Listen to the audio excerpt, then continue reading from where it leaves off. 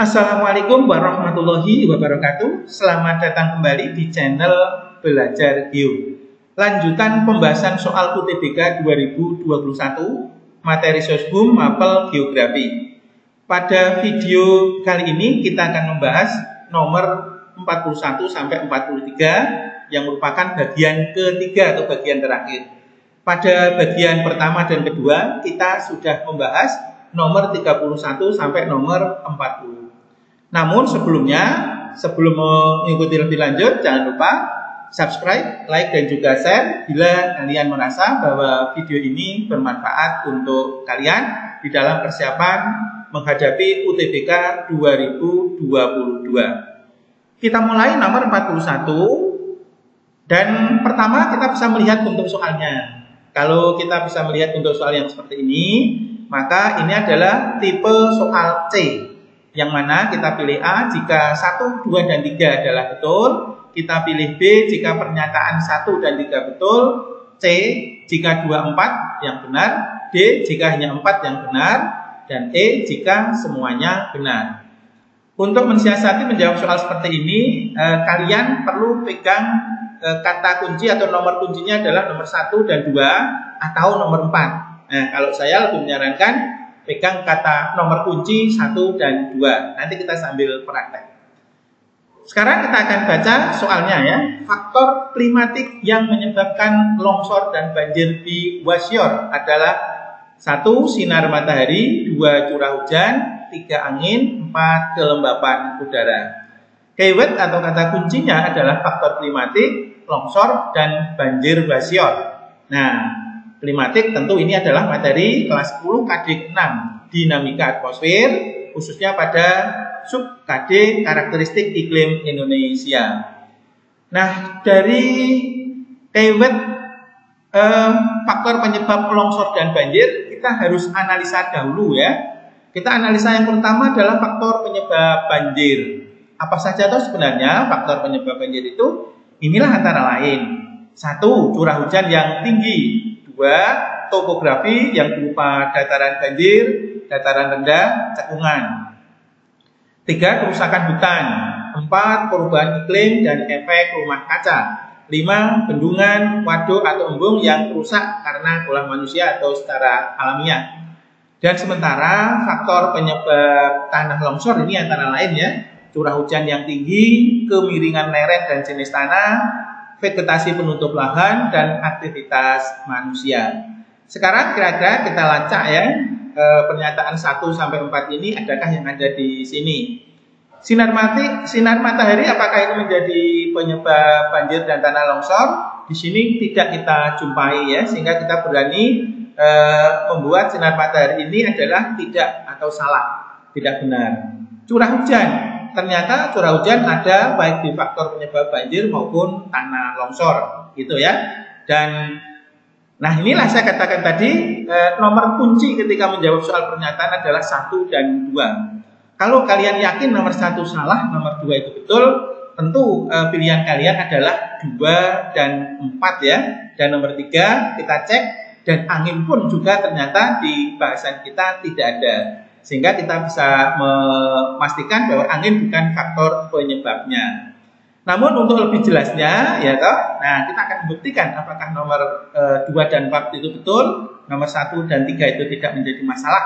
Sekarang kita akan lihat lokasi Wasior. Wasior adalah suatu daerah yang merupakan bagian dari Kabupaten Wondama ya, di Papua Barat. Ini adalah wilayah Wasior dan peristiwa banjir yang terjadi di akhir tahun 2019 seperti dari BNPB itu ternyata ya toh, info awal pada pukul 20.30 WIT ya, Kota Wasior Kabupaten Telowondama Papua Barat dilanda banjir. Nah ini ya, banjir. Sumber banjir Sungai Anggris akibat cuaca ekstrim. Nah tentu cuaca ekstrim penyebabnya adalah hujan deras. Kemudian dari berita lain yang juga kita ambil antara lain banjir bandang melanda Wasior Kabupaten Telowondama Papua Barat pasca wilayah itu diguyur hujan deras. Jadi kita semakin mantap ya bahwa pilihan jawabannya yang betul adalah 2 dan 4. Artinya apa? Kalian harus sadar bahwa Dengan kajian dan analisa materi yang kuat, tanpa melihat berita pun kalian bisa memilih pilihan nomor 2 dan 4. Karena itu jawabannya adalah C. Nomor 42. Di bawah ini yang menyebabkan Pulau Kalimantan relatif aman dari bahaya tektonisme dan vulkanisme adalah 1. Tanah gambut, 2. Relief datar, 3. Banyak dijumpai sungai besar, dan 4. Bukan daerah subduksi lempeng. Ini adalah merupakan materi kelas 10 KD kelima dinamika litosfer yang khususnya adalah bagian tenaga endogen yang tektonisme dan vulkanisme. Karena di sini ada istilah tektonisme dan vulkanisme. Nah, untuk menjawab ini maka kalian harus memahami ya apakah yang dimaksud dengan tektonisme itu. Adalah perubahan letak dan kedudukan kulit bumi akibat pergerakan, pengangkatan, lipatan, dan patahan. Itu tektonisme. Tektonisme itu menyebabkan gempa bumi. Dan gempa bumi atau bagian dari tektonisme itu adalah faktor penyebabnya pertemuan lempeng. Pertemuan lempeng, gitu ya. Selanjutnya, apakah vulkanisme itu? Pergerakan magma dari dalam sampai ke atas, baik sampai keluar ataupun tidak sampai keluar permukaan bumi. Dan vulkanisme ini menyebabkan gunung meletus atau erupsi. Dan faktornya vulkanisme itu bila suatu daerah itu terletak pada jalur pegunungan muda atau pegunungan aktif. Nah, dari sini, dari faktor pertemuan lempeng dan jalur pegunungan muda ini, maka sebenarnya kalau kita cek nomor 1 ini jelas bukan ya, bukan, tidak menjadi faktor ya. Dan kemudian nomor 2 juga tidak ada, tidak menjadi relief datar, tidak ada di sini.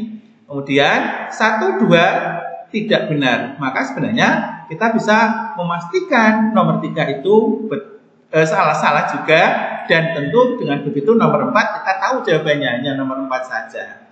Namun kita akan cek apakah betul ya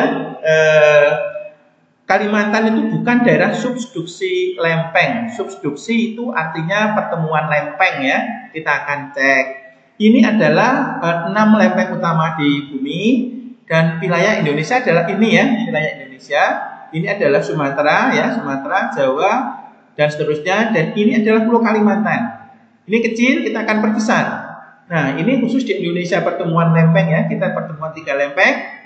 Ini lempeng India Australia, Eurasia, lempeng Pasifik. Ini Filipin Plate atau lempeng Filipin ya, sub lempeng Pasifik. Dan kalian lihat Kalimantan bukan daerah pertemuan lempeng. Kita cek lagi untuk jalur pegunungannya. Kita lihat ya, ini adalah Indonesia juga jalur pertemuan 3 jalur pegunungan dunia. Dan Pulau Kalimantan juga bukan pertemuan jalur pegunungan di dunia, tidak dilewati. Oleh karena itu kita yakin bahwa hanya 4 jawaban yang betul, sehingga jawabannya adalah D. Nomor 43. Industri elektronika termasuk industri hulu, sebab industri hulu mengolah bahan setengah jadi menjadi barang jadi. Sampai pada nomor 43 kita menjumpai bentuk soal yang berbeda dari sebelumnya. Adalah ini tipe soal B, soal hubungan sebab akibat. Kita disuruh milih A jika pernyataan benar, ini pernyataan betul, alasan betul, dan keduanya ada hubungan sebab akibat. Kita disuruh milih B jika pernyataan betul, alasan betul, keduanya tidak ada hubungan. Disuruh milih C jika pernyataan betul, alasan salah. D jika pernyataan salah, alasan betul, dan E jika dua-duanya salah. Akan lebih jelas kalau kalian melihat seperti ini. A benar-benar ada hubungan, B benar-benar tidak ada hubungan, C benar salah, D salah benar, dan E salah semua. Baik, sekarang kita akan membahas soalnya ya, nomor 43. Ini adalah industri elektronika dan industri hulu, berarti materi kelas 11 KD 4 ketahanan pangan, industri, dan EBT khususnya pada sumber daya bahan industri. Keyword dari soal ini adalah industri elektronika dan industri hulu. Kita akan jelaskan industri elektronika itu industri yang menghasilkan alat-alat elektronik seperti TV, radio, dan lain-lain.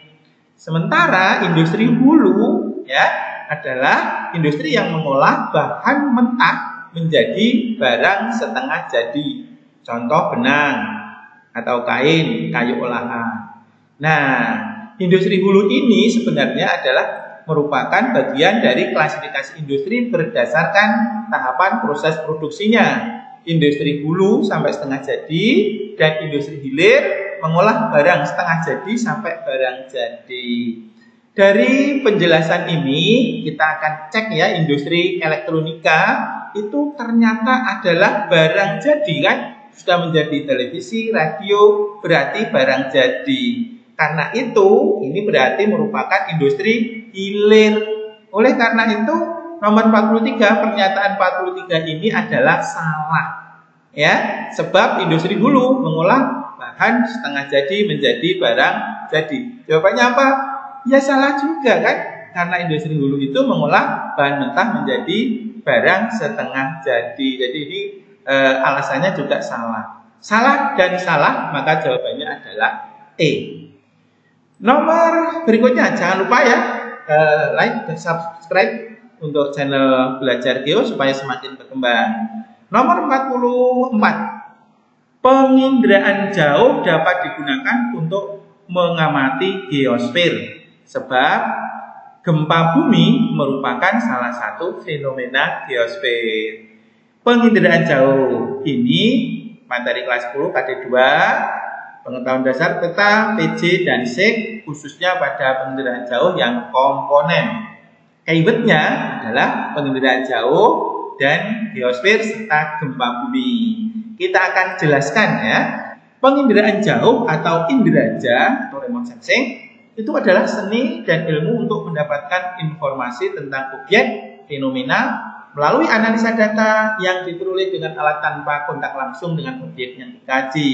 Ini salah satu pengertian yang kita ambil dari Leysen dan Giver, dan kemudian kita bisa melihat ini adalah skema komponen penginderaan jauh yang sudah kalian pelajari. Kalau kalian belum, kalian bisa melihat di video yang lain dari channel Belajar Geo tentang penginderaan jauh. Ya, ada, kalian bisa cari. Dicermati, di sini ada wahana dan sensor yang fungsinya adalah untuk merekam atau membidik objek yang ada di atmosfer, di permukaan bumi, dan di berbagai tempat yang bisa dibidik. Nah, dari sini kita akan ngecek geosfer itu apa? Geosfer adalah lapisan-lapisan yang terdapat pada bumi kita, seperti litosfer, hidrosfer, biosfer, antroposfer, dan atmosfer.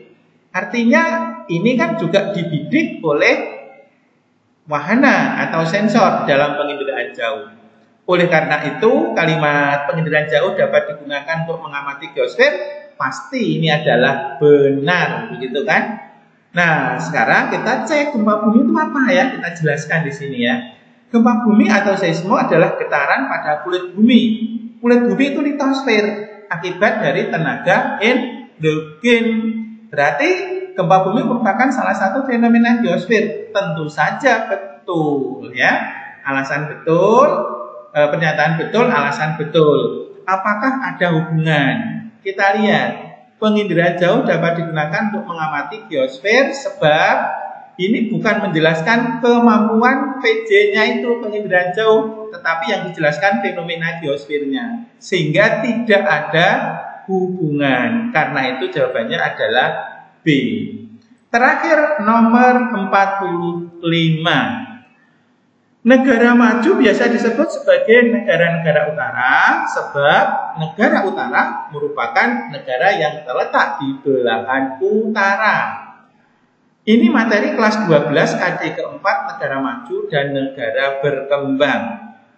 Nah, sekarang keyword kita jelaskan berupa negara maju. Istilah negara maju kita lihat disebut juga dengan negara dunia pertama, negara industri, negara pasca industri, negara utara global.